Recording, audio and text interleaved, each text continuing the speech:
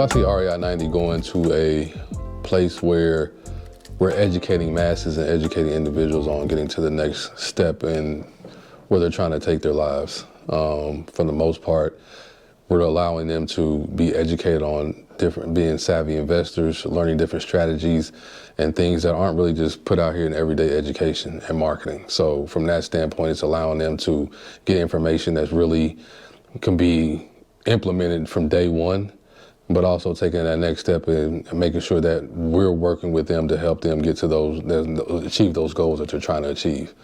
So that's where I feel like REI 90 is going in those next steps.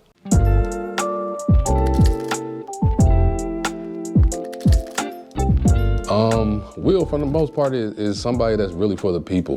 He's really not, we have a product for sale, but at the same time, he is really coming from a place of he really wants to educate, and he feels like it's his mission to go out here and educate people and financial literacy and investing and really putting them in position where they're financially savvy.